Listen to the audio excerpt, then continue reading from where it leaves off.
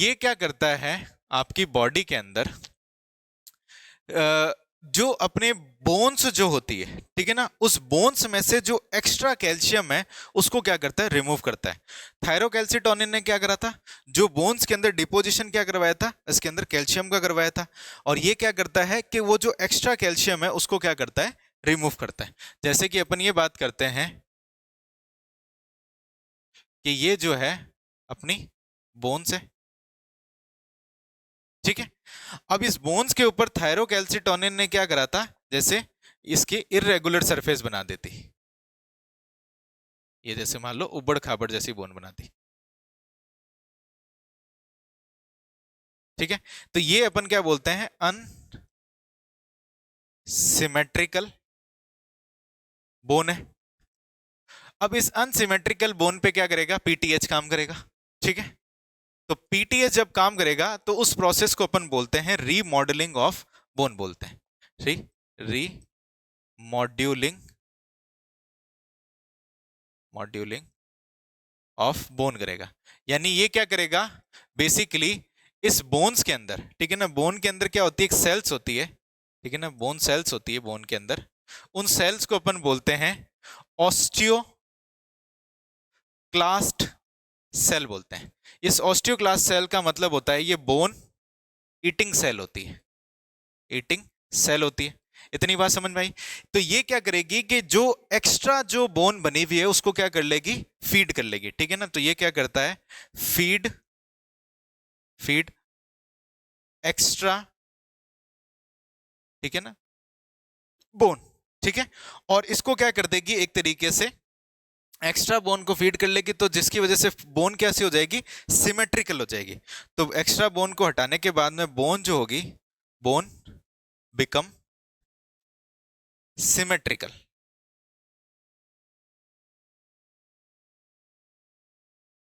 ठीक है। इतनी बात समझ में आई। तो कैसी हो जाएगी बोन फिर,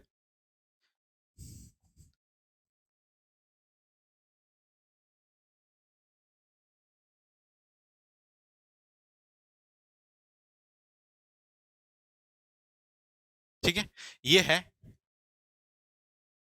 सिमेट्रिकल बोन, ठीक है, ये सिमेट्रिकल बोन बन गई। तो इस तरीके से क्या करता है, ये बोन पे काम करता है। तो अल्टीमेटली अपन को ये समझ में आया कि जो आपके पैराथायरॉयड ग्लैंड है ये क्या करती है, ऑस्टियोक्लास्ट सेल को क्या करती है, एक्टिविटी को इंक्रीज करती है, ठीक है। और जिससे क्या होता है, बोन के अंदर से रीएब्जॉर्प्शन होता है, reabsorption of calcium from bone. तो अपन यहां पे क्या कर रहे हैं, reabsorption, absorption of calcium from bone, ठीक है ना, ये काम होता है। पहला काम ये समझ में है। फिर दूसरा काम ये क्या करती है, आपके इंटेस्टाइन पे काम करती है, ठीक है।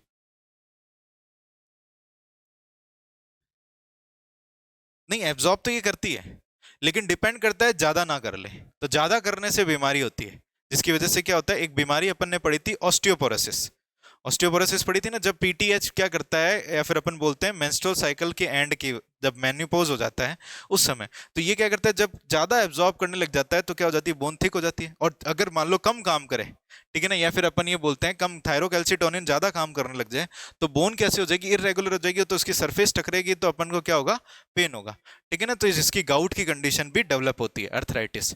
तो दूसरा ये काम करता है इंटेस्टाइन पे।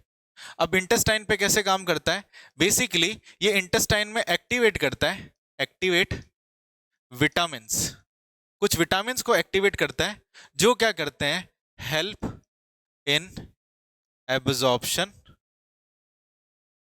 ऑफ कैल्शियम फ्रॉम फूड, ठीक है ना, खाने से कुछ कैल्शियम को क्या करते हैं, एब्जॉर्ब करते हैं, ठीक है। इतनी बात समझ में आई, किस तरीके से एब्जॉर्ब करते हैं। तो ये जो आपका कैल्शियम एब्जॉर्ब हुआ है डायरेक्ट कहां पे जाता है, ईसीएफ में जाता है, ठीक है ना। और बोन से भी कहां पे जा रहा है, ये ईसीएफ में जा रहा है।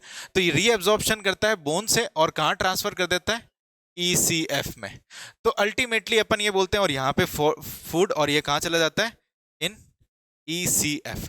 तो अल्टीमेटली अपन ये बोलते हैं कि जो PTH होता है ये क्या करता है, इंक्रीजेस कैल्शियम इन एक्स्ट्रा सेल्यूलर फ्लूइड। ठीक है, इतनी बात समझ में आई कि एक्स्ट्रा सेल्यूलर फ्लूइड के अंदर क्या करता है ये आपके इसके अंदर एब्जॉर्प्शन करता है। दूसरी चीज ये अपन बात करते हैं, किडनी पे भी काम करता है। ठीक है, तो ये किडनी पे क्या काम करता है, अपन ने थायरोकैल्सिटोनिन में पढ़ा था कि थायरोकैल्सिटोनिन क्या करता है, यूरिन के अंदर कैल्शियम को रिलीज करवाता है। ये क्या करता है, आपके कैल्शियम का रीएब्जॉर्प्शन करता है, जो यूरिन से जो एक्सक्रीट हो रहा था तो उसका रिड्यूस करता है, एक्सक्रीशन ऑफ कैल्शियम। तो ये क्या करता है, रिड्यूसेस कैल्शियम एक्सक्रीशन। ठीक है, एक्सक्रीशन। ठीक है, और जिसकी वजह से क्या होगा, कैल्शियम कहां पे इंक्रीज हो जाएगा, इंक्रीजेस इन ECF। अब ये जो बढ़ा हुआ जो ECF है, इस ECF में जो बढ़ गया है कैल्शियम, ये क्या काम करेगा उसकी अपन ने बात करते हैं। तो मोटा मोटी अपन ने ये बात करी कि ये क्या करता है कि बोन की रीमॉडलिंग कराता है। ठीक है, reabsorption from calcium from bone, जिसको अपन क्या बोलते हैं, डीमिनरलाइजेशन प्रोसेस भी बोलते हैं। तो यहां पे क्या करेगा, इस बोन का, ठीक है, ये जो बोन है एसिमेट्रिकल बोन का डी मिनरलाइजेशन भी करेगा।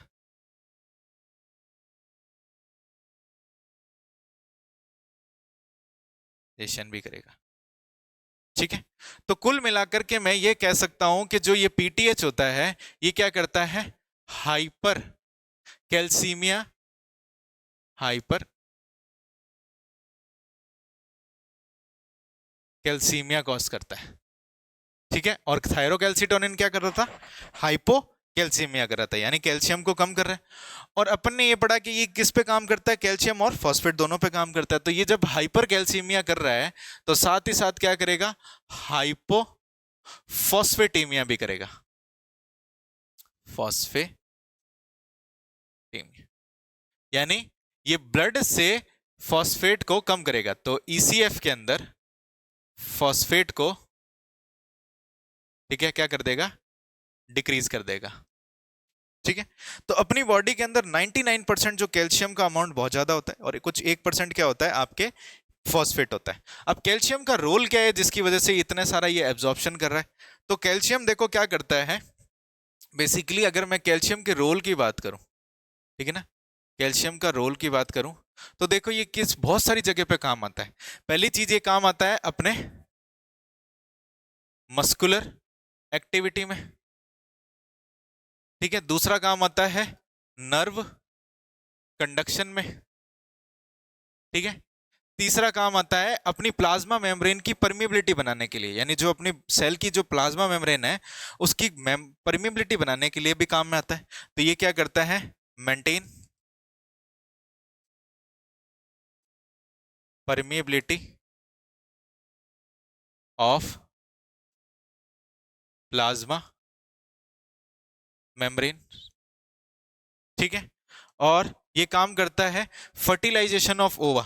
जो ओवा जब फर्टिलाइज कर रहा होता है उस समय भी क्या होता है, फर्टिलाइजेशन के प्रोसेस में भी काम में आता है। तो fertilization of sperm and ovum. ठीक है, स्पर्म और ओवम के फर्टिलाइजेशन में भी काम में आता है। ठीक है, और भी ऐसे बहुत सारी चीजें होती है कि जो क्या करता है कि जिसके अंदर ये काम में आता है। तो ये इसके कुछ काम होते हैं। ठीक है, इसको देख लो आप।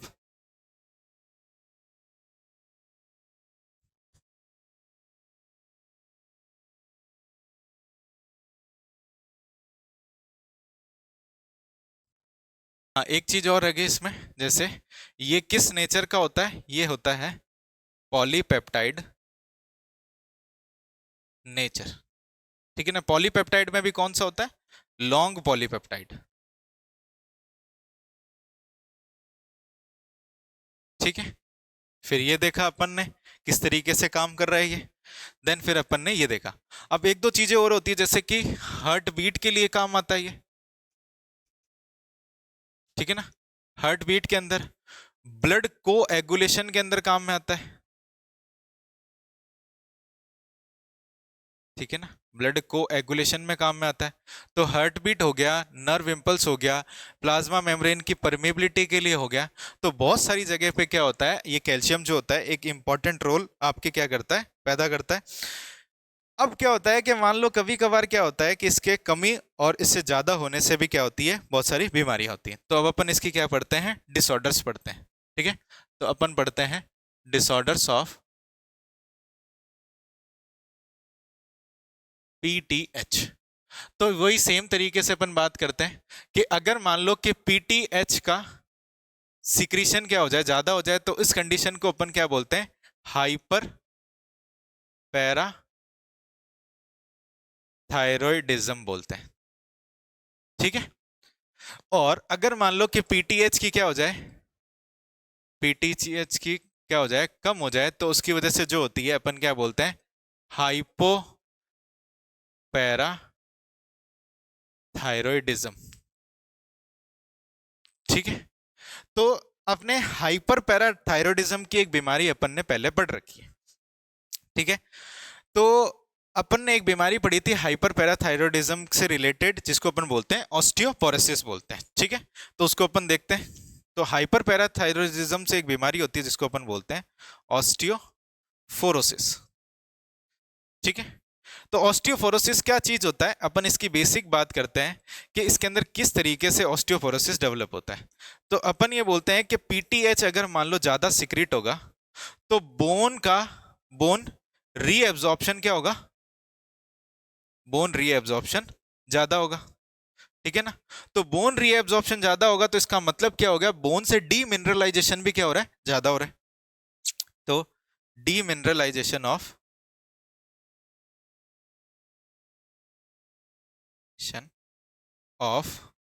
बोन क्या होता है, ज्यादा होता है, जिसकी वजह से क्या हो जाती है, बोन जो होती है वो हो जाती है थिन। ठीक है, बोन कैसी हो जाती है, थिन एंड वीक हो जाती है। ठीक है, वीक हो जाती है, और अपन ये बोलते हैं कि ब्रिटल हो जाती है। ब्रिटल का मतलब ये होता है टूट फूट सकती है। ठीक है ना, तो ब्रिटल हो जाती है। ठीक है, तो जिसकी वजह से अपन ये बोलते हैं कि पीटीएच की बोन ऑस्टियोपोरोसिस में क्या होते हैं, चांस ऑफ फ्रैक्चर क्या होता है, वो होता है ज्यादा। ठीक है, ये जो होती है, और खास कर करके ये इसका अंदर एक और फैक्टर होता है, ये क्या होता है, मेंस्ट्रुअल जो अपने मेंस्ट्रुअल साइकिल जब बंद हो जाता है, उस समय भी ये क्या होता है कि आपके ऑस्टियोपोरोसिस होने के चांसेस रहते हैं। तो अल्टीमेटली क्या होता है कि इसमें रीअब्जॉर्प्शन डीमिनरलाइजेशन जो हो रहा होता है, जैसे मान लो कि ये जो बोन है, ठीक है, अब इसके ऊपर मान लो कि पीटीएच जो हो गया वो ज्यादा काम कर गया। ठीक है, एक्सिस में हो गया, तो जिसकी वजह से क्या होगा कि इस बोन के अंदर क्या हो जाते हैं, छोटे छोटे से पोर्स हो जाते हैं। ठीक है, ऐसे,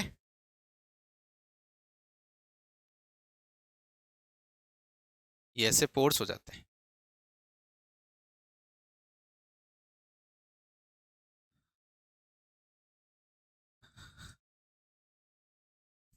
ठीक है, तो पोर्स की वजह से क्या हो जाता है, पोर्स इन बोन, तो बोन हो जाती है उसकी वजह से वीक। इतनी बात समझ में आई किस तरीके से हो रहा है बीमारी। ठीक है, अब इसकी एक लास्ट बीमारी जो बचती है, जिसको अपन क्या बोलते हैं, इसके अंदर हाइपोपैराथायरॉयडिज्म में एक आती है बीमारी जिसको अपन बोलते हैं टिटेनी बोलते हैं। ठीक है, अब टिटेनी बेसिकली क्या चीज होता है, हाइपोपैराथायरॉयडिज्म का मतलब क्या होता है कि इसके अंदर क्या है कि पीटीएच जो है वो है कम। तो पीटीएच की कमी से क्या होगा कि जो कैल्शियम होगा, कैल्शियम इन ईसीएफ, वो क्या हो जाएगा, कम। तो अपन ने कैल्शियम के रोल पढ़े थे, मेन काम इसका रहता है नर्व इंपल्स मस्कुलर कॉन्ट्रैक्शन के अंदर। तो टिटेनी का मतलब क्या होता है कि जब आपके अंदर, ठीक है ना, क्या आपके लो कैल्शियम की वजह से, लो कैल्शियम इन ईसीएफ रहता है, जिसकी वजह से क्या होता है कि जो मसल्स रहती है वो क्या रहती है, कॉन्ट्रैक्टेड फेज में ही रह जाती है। ठीक है ना, तो मसल जो रहती है due to lack of calcium अपन, या फिर लो कैल्शियम इन, या फिर अपन बोलते हैं लैक ऑफ कैल्शियम, तो अपन ये बोलते हैं मसल बिकम कॉन्ट्रैक्टेड। ठीक है, और इस कंडीशन को अपन बोलते हैं कॉन्व्यूलेशन। ठीक है ना, कॉन्वोल्यूशन होने लग जाता है इसके अंदर, यानी लो कैल्शियम की वजह से आपके मस्कुलर कॉन्ट्रैक्ट मसल जो रहती है वो कॉन्ट्रैक्टेड फेज में रहती है, और एक तरीके से अपन क्या बोलते हैं इसके अंदर कि आपके कॉन्वोल्यूशन होने लग जाते हैं। अब कॉन्वोल्यूशन जब होते हैं बेसिकली, तो उस समय क्या होता है बॉडी के अंदर क्रैम्प भी आने लग जाते हैं। क्रैम्प समझते हो ना आप, क्रैम्पिंग आने लग जाती है, मसल एकदम कॉन्ट्रैक्टेड रहते हैं, कॉन्वोल्यूशन रहते हैं और क्रैम्पिंग आने लग जाती है। ठीक है, ये चीज रहती है। अगर मान लो कि ये जो हाइपोथायरॉयडिज्म है, या फिर अपन ये बोलते हैं कि ये जो टिटेनी है, ये अपन ये बोले कि अगर ये अपने इंटरकोस्टल मसल के अंदर हो जाए। अब इंटरकोस्टल मसल कौन सी होती है, आपके जो मसल्स आपके रिब्स के बीच में होती है, उस मसल, वो मसल क्या करती है बेसिकली आपके रेस्पिरेशन में हेल्प करती है। तो अगर ये टिटेनी क्या हो जाए, इंटर कोस्टल मसल्स में हो जाए, ठीक है, तो जिसकी वजह से होगा क्या, जो एनिमल होगा, एनिमल या फिर जो पर्सन होगा, एनिमल डाई। ठीक है, एनिमल क्या हो जाएगा, एनिमल की डेथ हो जाएगी। क्यों, ड्यू टू एस्फाइसिया। ठीक है ना, एस्फाइसिया का मतलब ये होता है कि मसल कॉन्ट्रैक्ट नहीं कर रही, सांस लेने में दिक्कत आ गई, दम घुटने की वजह से क्या हो गया, उसकी मौत हो गई। तो ये सब चीजें जो होती है हाइपोथायरॉयडिज्म, हाइपोपैराथायरॉयडिज्म और हाइपर पैराथायरॉयडिज्म की वजह से होती है। ठीक है, तो ये आज का आपने खत्म होता है इतना ही। तो अपन ने क्या क्या पढ़ लिया आज, अपन ने थायराइड हार्मोन के डिसऑर्डर पढ़े, और पैराथायरॉयड हार्मोन, पैराफॉलिकुलर सेल्स, ये सब चीजें अपन ने पढ़ी। ठीक है, चलो, तो कल अपन ने पढ़ा था थायराइड ग्लैंड के बारे में। अब थायराइड ग्लैंड क्या होती है, बॉडी की सबसे लार्जेस्ट एंडोक्राइन ग्लैंड है एक तरीके की। कहाँ सिचुएटेड रहती है, जैसे कि ये जो है ट्रैकिया है, ऊपर लैरिंग्स है, ट्रैकिया और लैरिंग्स के साइड में प्रेजेंट रहती है। ठीक है ना, लेटरल साइड में रहती है, और अपन ये बात करते हैं लेटरल साइड में रहती है, और इन दोनों के अंदर क्या होता है, एक तरीके का एक फ्लैप लाइक स्ट्रक्चर होता है जो नॉन ग्लैंडुलर पार्ट होता है, कनेक्ट करता है, जिसको अपन क्या बोलते हैं, इस्थमस बोलते हैं। तो दो लोब्स में डिवाइडेड होगी एक तरीके से, राइट वाला और लेफ्ट वाला। ये मान लो आपके राइट लोब है, और ये मान लो इसको लेफ्ट। ठीक है, लेफ्ट लोब है। तो कैसी दिख रही है आपको, एच शेप दिखाई देती है ये ग्लैंड, और साथ में कैसी, एंडोडर्मल इन ओरिजिन होती है, ये खास बात होती है इसकी। फिर अपन ने ये बात करी थी कि थायराइड ग्लैंड के अंदर क्या होते हैं, जो एक्चुअल जो स्ट्रक्चर होता है थायराइड ग्लैंड का, वो अपन एक लोब को जब अपन देखते हैं तो उसके अंदर दो चीज मिलती है आपको, कुछ फॉलिकल्स मिलते हैं, और क्या मिलता है, एक लूज कनेक्टिव टिश्यू मिलता है, जिसमें ये फॉलिकल बैठे हुए होते हैं या फिर फॉलिकल रहते हैं, जिसको अपन क्या बोलते हैं, स्ट्रोमा बोलते हैं। तो जब अपन ने फॉलिकल्स को देखा, तो इन फॉलिकल्स को देखने के बाद में अपन ने देखा इसकी मेम्ब्रेन को, तो मेम्ब्रेन इसके अंदर क्यूबॉइडल सेल्स मिली इसके अंदर, जिसको अपन ने क्या बोला, फॉलिकुलर सेल, ग्लैंडुलर सेल या फिर क्यूबॉइडल सेल भी बोलते हैं। ये जो ग्लैंडुलर सेल जो होती है एक तरीके से एक अंदर की तरफ एक कैविटी बनाती है, जिसको अपन क्या बोलते हैं, फॉलिक्यूलर कैविटी बोलते हैं। ठीक है, और इन थायराइड फॉलिकल के अंदर इसके आसपास में, इसके बेस वाले पार्ट में और इसके आसपास में, अराउंड इसके पास में क्या मिलती है, कुछ आपको पैराफॉलिकुलर सेल या इंटरस्टिशियल सेल मिलती है। ठीक है, तो फिर अपन ने ये देखा कि भाई थायराइड ग्लैंड करती क्या है, थायराइड ग्लैंड अपन ने ये बात करी थी कि थायराइड हार्मोन का रिलीज करती है, थायराइड हार्मोन बनाती है। कैसे बनाती है, अपन ने ये पढ़ा था कि भाई हाइपोथैलेमस क्या करता है, एक आपके एक रिलीजिंग हार्मोन निकालता है, जिसको अपन बोलते हैं थायरोट्रोपिन रिलीजिंग हार्मोन। ये रिलीजिंग हार्मोन कहाँ जाता है, एंटीरियर पिट्यूटरी, और एंटीरियर पिट्यूटरी पे जाने के बाद में ये क्या रिलीज करता है, TSH, thyroid stimulating hormone. Thyroid stimulating hormone जाकर के किस पे काम करेगा, इस थायराइड फॉलिकल पे काम करेगा। थायराइड फॉलिकल पे क्या करेगा, आपके ये जो अंदर की तरफ फॉलिकुलर कैविटी होती है, तो यहाँ पे एक हार्मोन बनता है जिसको अपन क्या बोलते हैं, थायरोग्लोब्युलिन बोलते हैं। ठीक है, और आपके थायराइड ग्लैंड जो होते हैं, थायराइड फॉलिकल्स जो होते हैं, ये क्या करते हैं, एक तरीके का हार्मोन और बनाते हैं, जो दो हार्मोन बनाते हैं, एक T3 और एक T4। ठीक है, ये चीज की अपन ने बात करी थी। देन अपन ने ये बात करते हैं कि इसके अंदर के थायराइड हार्मोन कौन कौन से होते हैं। तो फॉलिकुलर कैविटी जो होती है एक तरीके का हार्मोन बनाती है, जिसको अपन क्या बोलते हैं, थायरोग्लोबुलिन बोलते हैं, जो कि ग्लाइकोप्रोटीन इन नेचर होता है। ये क्वेश्चन आपसे क्वेश्चन पूछा जाता है नीट के अंदर। ठीक है, पूछ भी रखा होगा, पीवाईक्यू आपको मिलता है इसके अंदर। दूसरी बात करते हैं कि थायराइड फॉलिकल जो सेल्स होती है ये क्या करती है, दो हार्मोन बनाती है बाय द हेल्प ऑफ, किससे बनाती है, थायरोग्लोबुलिन से मिलकर के बनाती है, ठीक है। उन हार्मोन का नाम होता है, एक का नाम होता है थायरोक्सिन, एक का नाम होता है ट्राईआइडोथायरोनिन। ये दोनों के दोनों को अपन क्या बोलते हैं, ये T3 होता है, ये T4 होता है, ठीक है। कैसे बना उसके बारे में बात करते हैं। तो अपन ये बोलते हैं कि बाहर पड़ा हुआ जो आयोडाइड होता है, कैपिलरीज में आयोडाइड होता है, उसको भेजा जाता है फॉलिकुलर कैविटी में।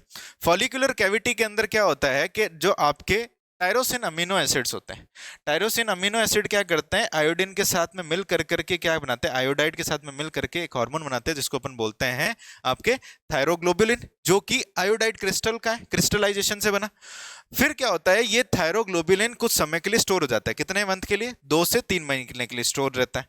और जब जब बॉडी को आपके थायरोक्सिन हार्मोन की जरूरत होती है तो थायरोग्लोबुलिन कन्वर्ट होता है थायरोक्सिन हार्मोन में, ठीक है। ये थायरोक्सिन हार्मोन क्या करता है, जब टिश्यू लेवल पे जाता है तो जो थायरोक्सिन है वो किस में कन्वर्ट हो जाता है, T3 के अंदर, ट्राईआइडोथायरोनिन के अंदर। क्यों ऐसा होता है, क्योंकि जो आपके T3 होता है वो ज्यादा पोटेंट होता है T4 से। कितने टाइम ज्यादा पोटेंट होता है, 4 टाइम्स मोर इफेक्टिव रहता है, ज्यादा अच्छी तरीके से काम करता है। तो सेल्स बेसिकली क्या करती है, मेजर तरीके से तो अपन बोलते हैं 80% क्या बनाती है, T4 बनाती है, और 20% क्या बनाती है, आपके T3 बनाती है। देन अपन ने बात करी कि इस आयोडीन की रिक्वायरमेंट रहती है, एसेंशियल होता है थायरोक्सिन के बनाने के लिए। तो आयोडीन कितना चाहिए रहता है, तो एक दिन के अंदर, या फिर अपन बोलते हैं रिक्वायरमेंट जो होती है, minimum requirement 120 microgram per day आपको आयोडीन की रिक्वायरमेंट होती है। इनटेक कितना करना चाहिए, करीब करीब अपन ये बोलते हैं 200 माइक्रोग्राम पर डे जो आपको इनटेक करना चाहिए। और बॉडी के अंदर अगर मान लो कि 50 माइक्रोग्राम पर डे से अगर आयोडीन थोड़ा सा कम हो गया तो आपको क्या हो सकते हैं, थायराइड डिसऑर्डर्स होते हैं। और पहले अपन ने बात करी थी कि जो आपके क्या बोलते हैं, थायरोक्सिन होता है, किसका डेरिवेटिव होता है, टायरोसिन अमीनो एसिड का। देन अपन बात करते हैं थायराइड हार्मोन के फंक्शंस की। फंक्शन बहुत इंपॉर्टेंट है, इससे बहुत सारे क्वेश्चंस पूछे जाते हैं, पीवाईक्यू आपको मिलेगा, आप सॉल्व करोगे जब, ठीक है।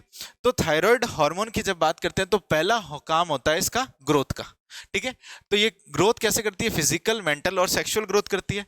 ये जो होती है आपके स्केलेटल मसल पे भी काम करती है, मस्कुलर मसल जो होती है, सॉरी, जो आपके जो अपने मस्कुलर टिश्यू जो होते हैं, जैसे ये तो है आपके स्केलेटल, ये है विसरल, और कुछ आपके मस्कुलर जो टिश्यू होता है उस पे भी क्या करती है, काम करती है। मेंटल और सेक्सुअल हेल्थ पे भी क्या करती है, ग्रोथ पे काम करती है। दूसरी अपन ने बात करी थी बीएमआर। बीएमआर का मतलब क्या होता है, basal metabolic rate. Basal metabolic rate का मतलब क्या होता है कि बॉडी के अंदर क्या होता है, एक मिनिमम अमाउंट ऑफ एनर्जी की रिक्वायरमेंट होती है आपके बॉडी के फंक्शन को परफॉर्म करने, और वो जो एनर्जी होती है किसकी फॉर्म में होती है, कैलोरीज की फॉर्म में होती है, ठीक है।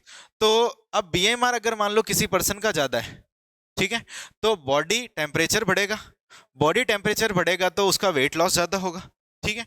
और ये क्या कराता है, ऑक्सीडेटिव मेटाबॉलिज्म कराता है। अब ऑक्सीडेटिव मेटाबॉलिज्म का मतलब क्या होता है कि बॉडी के अंदर कैलोरीज बर्न ज्यादा होती है। अब कैलोरीज बर्न ज्यादा होती है तो कैलोरीज का प्रोडक्शन भी ज्यादा, एनर्जी का प्रोडक्शन ज्यादा होगा। एनर्जी का प्रोडक्शन ज्यादा होगा तो अपन इसको क्या बोलते हैं, कैलोरोजेनिक हार्मोन। तो जिस पर्सन के अंदर आपके थायराइड हार्मोन ज्यादा निकलता है उसके अंदर कैलोरीज का बर्निंग भी क्या होता है, ज्यादा होता है, एनर्जी प्रोडक्शन भी ज्यादा होता है। ये बॉडी के अंदर क्या करती है, सोडियम पोटेशियम आपके एटीपेज को क्या करती है, बढ़ाती है, इंक्रीज करती है। सीएनएस का क्या करती है, डेवलपमेंट करती है। एंड अपन ये बात करते हैं मैच्योरेशन का काम करती है।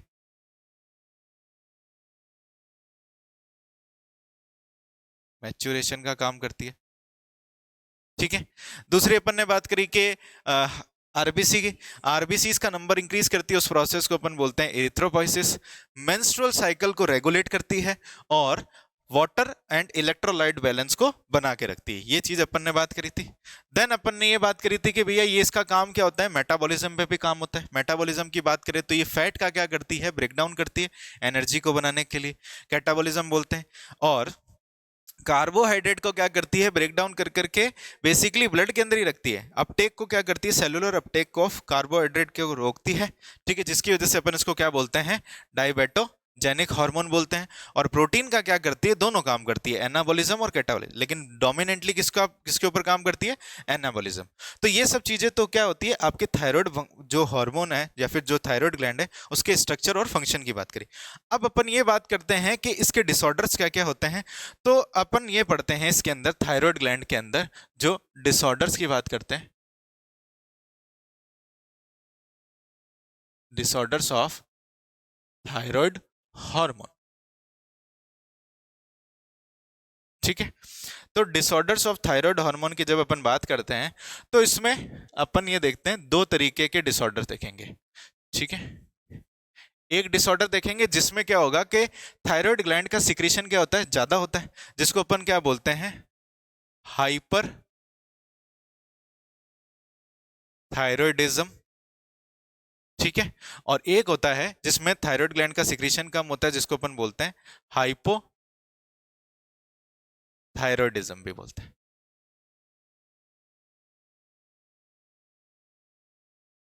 ठीक है, इतनी बात समझ, तो अपन एक को अपन पढ़ते हैं। हाइपरथायरॉयडिज्म का मतलब क्या होता है, इसके अंदर क्या होता है, बेसिकली थायरोक्सिन जो हार्मोन होता है उसका सिक्रीशन क्या हो जाता है, इंक्रीज होता है। क्यों होता है उसकी अपन बात करते हैं। तो हाइपरथायरॉयडिज्म की जब अपन बात करते हैं, सिक्रीशन इंक्रीज हो जाता है, इसका मतलब क्या होता है कि वहां पे जो ग्लैंड्स होती है उसमें क्या होती है, कुछ नोड्यूलर ग्रोथ ग्रोथ हो जाती है, यानी बड़े बड़े नोड्यूल्स बन जाते हैं, या फिर उसमें क्या हो जाए, कैंसरस ग्रोथ हो जाती है। तो यहाँ पे जो ग्रोथ होती है, ठीक है ना, या फिर अपन बात करते हैं यहाँ पे क्या हो जाती है, थायराइड ग्लैंड के अंदर कुछ कैंसरस ग्रोथ हो जाती है, और या फिर अपन बोलते हैं नोड्यूलर ग्रोथ हो जाती है। ठीक है, तो जिसकी वजह से क्या होता है कि जो थायराइड ग्लैंड का जो साइज होता है वो क्या हो जाता है, इंक्रीज हो जाता है। ठीक है, तो अपन ये बोलते हैं कि थायराइड ग्लैंड का साइज जो होता है वो इंक्रीज हो जाता है, और जब थायराइड ग्लैंड का साइज इंक्रीज होगा तो क्या होगा, थायरोक्सिन ऑटोमेटिकली बढ़ जाएगा। अब एक इसके अंदर बीमारी आती है कि जब क्या बोलते हैं कि उस बीमारी को अपन बोलते हैं ग्रेव्स डिजीज बोलते हैं। ठीक है ना, तो इसमें अपन एक बीमारी पढ़ते हैं जिसका नाम होता है ग्रेव्स डिजीज बोलते हैं। ठीक है, और इसको अपन क्या बोलते हैं, एक्सोफ्थेल्मिक एक्सोफ्थेल्मिक गॉइटर भी बोलते हैं। ठीक है, एक्सोफ्थेल्मिक गॉइटर, और इसका नाम होता है थायरोटॉक्सिकोसिस भी बोलते हैं, और इसको अपन एक और नाम बोलते हैं, इसको अपन बोलते हैं बेस डाउज डिजीज भी बोलते हैं। ठीक है, इतनी बात समझ में आई। तो इस ग्रेव्स डिजीज और बेस डाउज डिजीज के अंदर होता क्या है उसके बारे में अपन बात करते हैं। तो अल्टीमेटली क्या होता है, इसके अंदर एक कंडीशन डेवलप होती है, इस बीमारी के अंदर क्या होता है कि हाइपर थायरॉयडिज्म की कंडीशन है ये। ठीक है, हाइपरथायरॉयडिज्म की कंडीशन होती है, पहली चीज ये होगी। दूसरी चीज ये होता है कि जब हाइपरथायरॉयडिज्म होता है तो उस पर्सन के अंदर क्या बोलेंगे अपन, कि वहां पे थायराइड ग्लैंड का सिक्रीशन बढ़ेगा, तो बीएमआर क्या हो जाएगा, उसका जा जाएगा। तो इसके अंदर बीएमआर क्या हो जाता है, ज्यादा हो जाता है। तो बीएमआर ज्यादा होगा तो इसका बॉडी का क्या होगा, वेट लॉस भी क्या हो जाएगा, ज्यादा हो जाएगा। तो हाइपोथायराइडिज्म के साथ साथ में क्या क्या चीजें हो रही है, बीएमआर बढ़ गया है, ठीक है ना, और क्या क्या हो रहा है इसके अंदर, आपके वेट लॉस हो रहा है, ठीक है, और हाइपरथायराइडिज्म हो गया। और साथ में क्या होता है कि जो आंखें होती है वो बाहर की तरफ आ जाती है, जिसको अपन क्या बोलते हैं, प्रोट्रूजन ऑफ आई बॉल्स भी बोलते हैं। ठीक है,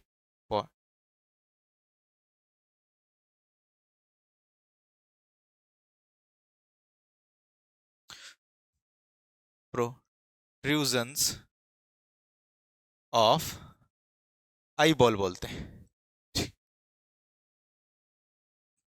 ठीक है, इतनी बात समझ में आई है आपको कि क्या क्या चीजें हो रही है। अपन ये पढ़ रहे हैं कि भाई ग्रेव्स डिजीज में क्या हो रहा है, हाइपरथायरॉयडिज्म हो रहा है, हाइपरथायरॉयडिज्म के साथ साथ में क्या हो रहा है आपके, एक तरीके से अपन क्या बोल रहे हैं, और क्या क्या चीज हो रही है हाइपरथायरॉयडिज्म के साथ साथ में, बीएमआर बढ़ रहा है, बीएमआर के साथ में वेट लॉस बढ़ रहा है, वेट लॉस के साथ में आपके प्रोट्रूजन ऑफ आई बॉल भी हो रही है, और एनलार्जमेंट किसका हो जाता है, थायराइड ग्लैंड का भी एनलार्जमेंट हो जाता है।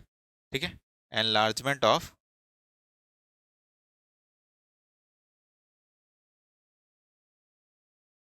Thyroid gland. ठीक है, इतनी बात समझ में आ गई आपको? तो ये चीज आप एक बार देख लो। हाइपरथायरॉयडिज्म में बाकी बीमारी अपन पढ़ते हैं हाइपोथायरॉयडिज्म में। अब देखो हाइपोथायरॉयडिज्म में जो सबसे पहली बीमारी आती है जिसको अपन बोलते हैं सिंपल गॉइटर बोलते हैं। ठीक है, अब सिंपल गॉइटर का मतलब क्या चीज होता है, इसमें देखो क्या होता है कि आपकी बॉडी के अंदर आयोडीन की मात्रा क्या हो जाती है, कम हो जाती है। ब्लड के अंदर आयोडीन की मात्रा कम हो जाती है। तो ब्लड के अंदर आयोडीन की मात्रा कम होने की वजह से क्या करता है कि जो आपका थायराइड ग्लैंड है वो कहाँ से आयोडीन को एब्जॉर्ब करता है, वो आपके फूड से आयोडीन को एब्जॉर्ब करने लगता है। तो जिसकी वजह से क्या हो जाता है, वहां पे एक स्वेलिंग वाली कंडीशन आ जाती है। ठीक है, तो होता यह है कि अपन ये बोलते हैं कि आपके ब्लड आयोडीन जो होता है वो क्या हो जाता है, कम हो जाता है। ठीक है, तो आपकी बॉडी क्या करती है, जो आयोडीन का एब्जॉर्प्शन होता है, ठीक है, आयोडीन एब्जॉर्ब फ्रॉम फूड। ठीक है, फूड से क्या करती है, आयोडीन का एब्जॉर्प्शन स्टार्ट करती है। अब फूड से जब आयोडीन का एब्जॉर्प्शन होगा तो थायराइड ग्लैंड क्या करती है, अपने साइज को क्या कर लेती है, इंक्रीज कर लेती है। तो यहाँ पे क्या होता है कि जो साइज होता है थायराइड ग्लैंड का, साइज ऑफ थायराइड ग्लैंड, वो क्या हो जाता है, इंक्रीज हो जाता है। और ये जो कंडीशन होती है सिंपल गॉइटर जो होता है, ये कंडीशन ज्यादातर जो देखने को मिलती है, ये अपन बोलते हैं कि मोस्टली अपन को ये जो माउंटेन पीपल होते हैं वहां पे देखने को मिलती है। मोस्टली अकर इन स्लोप, या फिर अपन बोलते हैं occur in person who lives in slopes. ठीक है, स्लोप्स के अंदर जो रहते हैं वहां होता है। तो ऐसा क्यों होता है बेसिकली, तो अपन ये बोलते हैं कि स्लोप्स के अंदर जब बरसात आती है, ठीक है ना, तो उसके अंदर जो भी मिनरल्स होते हैं वो बह करके क्या चले जाते हैं, बॉटम पे चले जाते हैं। तो बॉटम पे चल जाने की वजह से क्या होता है, उनकी जो वेजिटेशंस होती है, पेड़ पौधे जो भी होते हैं या फिर उनका पानी जो होता है, उनके अंदर ऑटोमेटिकली आयोडीन की अमाउंट क्या हो जाता है, कम हो जाता है। तो आयोडीन का अमाउंट कम होने की वजह से क्या होता है, सिंपल गॉइटर होने के चांसेस सबसे ज्यादा रहते हैं। और नेग्लिजिबल चांसेस, नेग्लिजिबल चांसेस जो होते हैं वो आपके होते हैं जो बेसिकली पर्सन क्या करते हैं, मरीन साइड में रहते हैं, समुद्र के साइड में रहते हैं, या फिर जो कंजप्शन करते हैं, कंजप्शन ऑफ सी फूड। ठीक है ना, यानी जो सी फूड खाते हैं तो ऑटोमेटिकली क्या हो जाता है, उनकी बॉडी के अंदर आयोडीन का अमाउंट जो होता है वो आपके इंक्रीज रहता है। तो इनके अंदर होने के चांसेस क्या होते हैं, सबसे कम रहते हैं। ठीक है ना, ठीक है, इसको देख लो।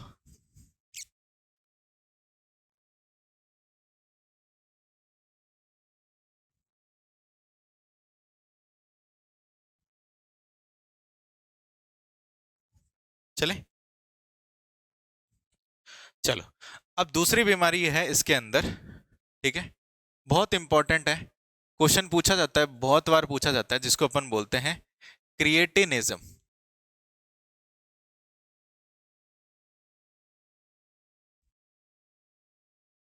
ठीक, निज्म भी बोलते हैं। अब क्रिएटिनिज्म क्या चीज होती है, पहले चीज तो इसका फैक्टर काम आता है कि ये किसके अंदर होती है। ठीक है ना, तो ये होती है, ठीक है ना, अपन ये बोलते हैं hypothyroidism in pregnant female, pregnant female.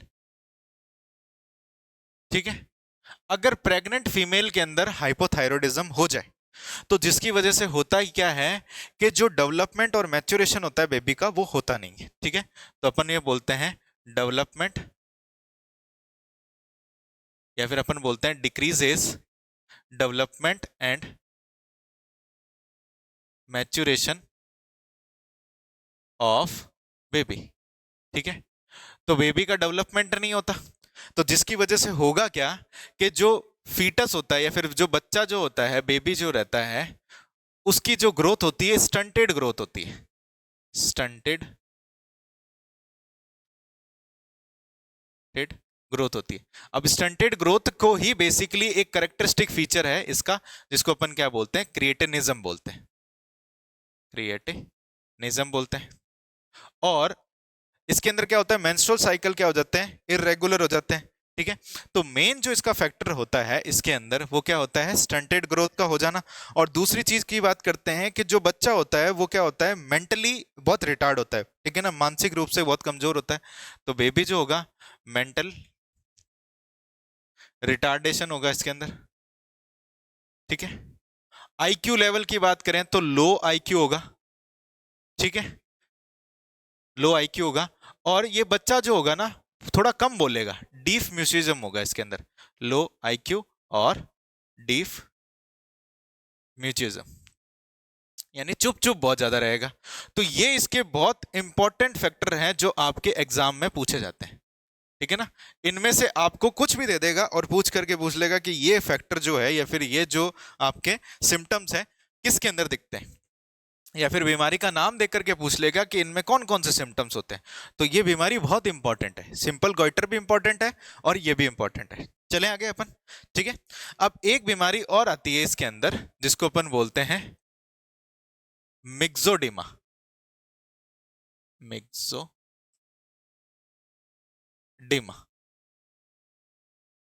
ठीक है, मिक्सोडिमा। अब मिक्सोडिमा को बेसिकली इसमें क्या होता है, ये एडल्ट्स के अंदर होती है। ठीक है ना, तो अपन ये बोलते हैं हाइपोथायरॉयडिज्म इन एडल्ट। ठीक है, हाइपोथायरॉयडिज्म किस में हो जाए, एडल्ट में हो जाए। तो इसके अंदर होता ये, इफ अगर ये फीमेल एडल्ट के अंदर हो तो इसके अंदर मेंस्ट्रुअल साइकिल क्या हो जाता है, इरेगुलर हो जाता है। तो इसके सिम्टम्स क्या होते हैं, तो फीमेल्स की अगर बात करें, ठीक है ना, तो इरेगुलर मेंस्ट्रुअल साइकिल हो जाता है। और अपन ये बोलते हैं कि डिपोजिशन ऑफ फैट। ठीक है ना, ये तो खास बार इसके अंदर हो गया। और कॉमन चीज क्या होती है कि इसके अंदर बॉडी के अंदर एडिपोज टिश्यू का डिपोजिशन होने लगता है, यानी मोटापा आने लग जाता है। फीमेल्स की स्किन जो होती है या फिर जो मेल की या फीमेल की स्किन जो होती है लूज होने लग जाती है, लूजनिंग ऑफ स्किन होती है, लूज ऑफ स्किन। ठीक है, डिपोजिशन ऑफ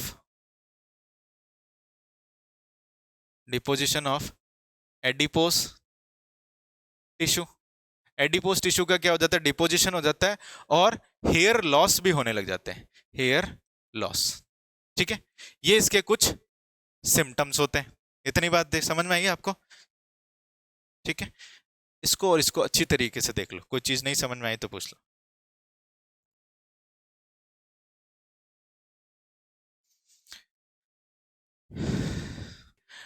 तो ये जो है अपना थायराइड ग्लैंड हो जाता है कंप्लीट। ठीक है ना, तो इसमें अपन ने उसकी एनाटॉमी पढ़ी यानी स्ट्रक्चर पढ़ा, फंक्शन पढ़ा, और उसके बाद में कुछ डिसऑर्डर्स पढ़े जो आपके इंपॉर्टेंट हैं नीट के लिए।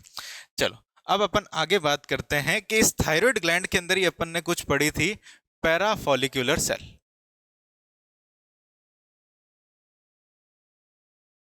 ठीक है, पैराफॉलिकुलर सेल। तो पैराफॉलिकुलर सेल जो होती है बेसिकली कहां प्रेजेंट रहती है, स्ट्रोमा ऑफ, ठीक है, स्ट्रोमा ऑफ आपके थायराइड ग्लैंड स्ट्रोमा के अंदर प्रेजेंट रहती है। तो अपन ये बोलते हैं present at stroma of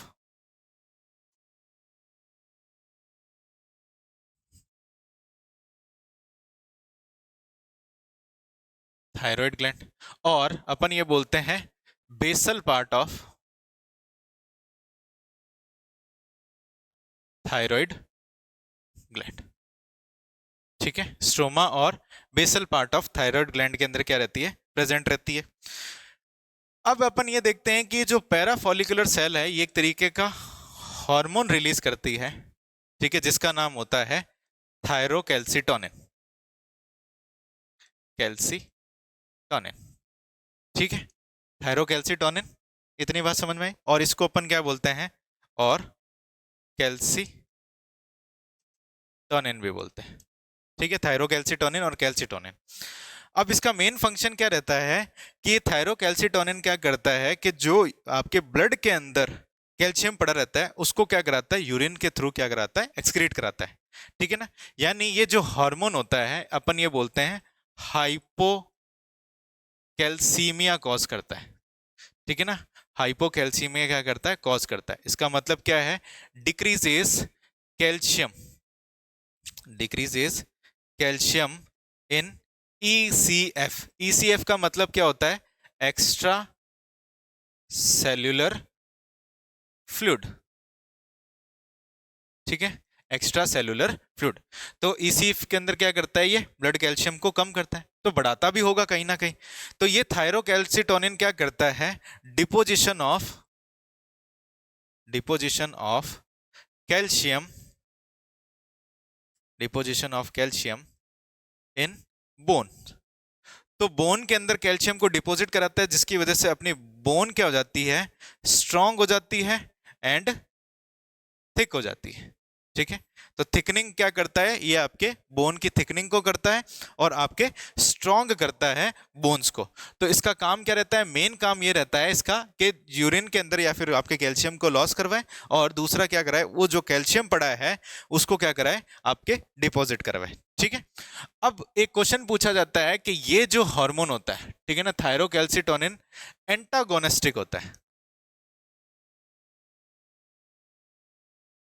antagonistic to parathormone, para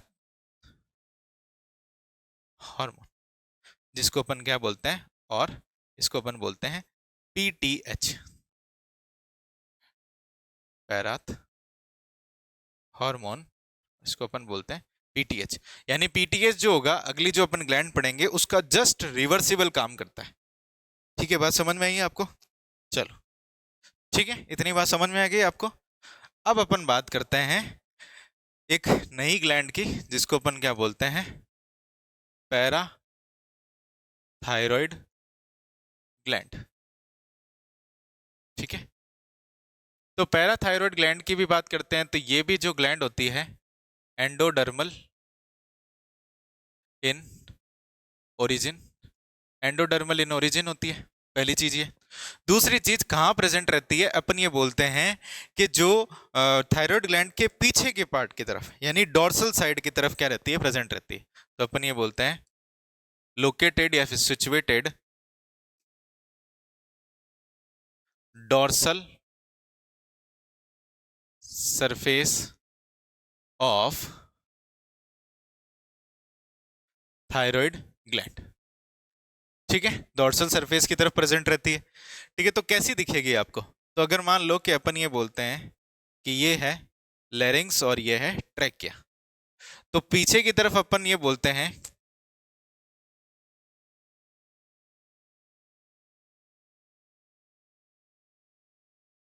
कुछ इस तरीके से दिखता है, ठीक है ना, डॉर्सल व्यू है इसका। तो ये जो ग्लैंड रहती है कहाँ प्रेजेंट रहती है, ये रहती है ऐसे,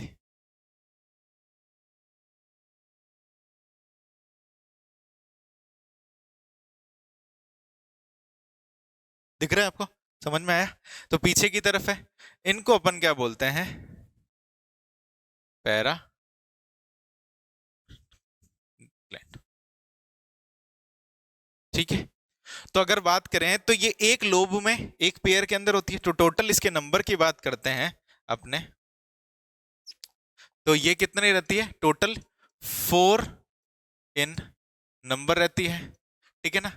हर एक, ईच थायराइड लोब के अंदर, ईच थायराइड लोब के अंदर क्या रहती है, एक पेयर रहता है इसका। इतनी बात समझ में आ गई, ठीक है।